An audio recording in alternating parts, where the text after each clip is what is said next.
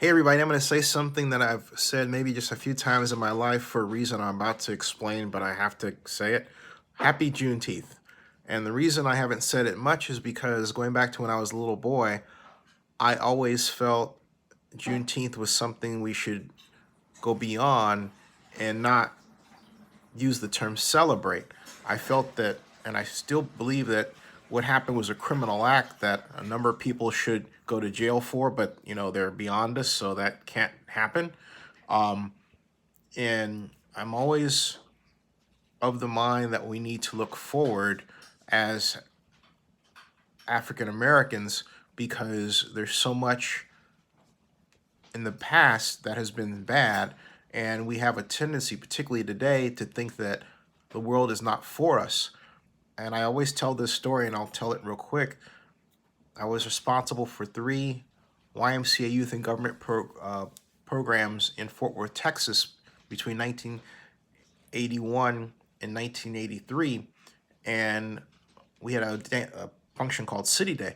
Basically, youth and government teaches, in that context, students how to write bills, how to write law as part of the Texas legislature. So we had a model Texas legislature. Anyway, City Day was a sort of a way of getting all the schools together. So I had Eastern Hills, public, mixed, Dunbar, public and African American, Nolan, private, Catholic, white.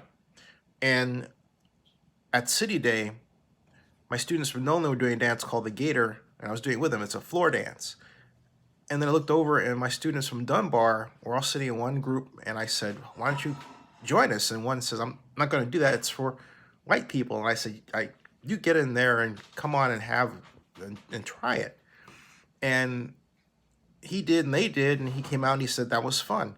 And my point was to not see that the world is closed off to you because you're black. And there's way too much of that. It's heartening to see now that so many elected officials like my friend Eric Swalwell and others are celebrating Juneteenth and making it known on social media. I have not seen that to this extent before. Even Apple CEO Tim Cook, how about that? But unfortunately, it took the murder of George Floyd to cause all of this to happen. Let's not forget that. So something else too, I want to remind everybody. Look, this is a hard, painful reality for some people, but it's true.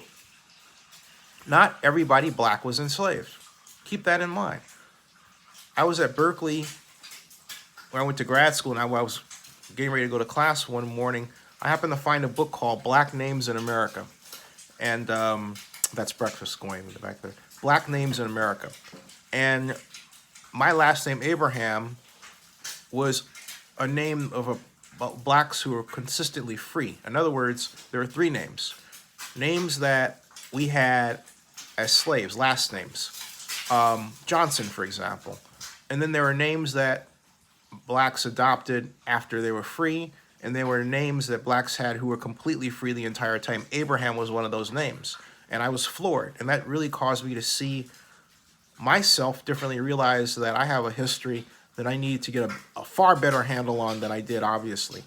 But it's always driven into our head that just because you're African American, you were a slave, you had this background, everything else. Look into your own individual background, find out who you are, but regardless of your background, be proud of who you are, be able to be the only black person in a room, and yet feel like you can own the room. That's the idea. Have a great day. Subscribe to Zenny62 and bookmark oaklandnewsnow.com.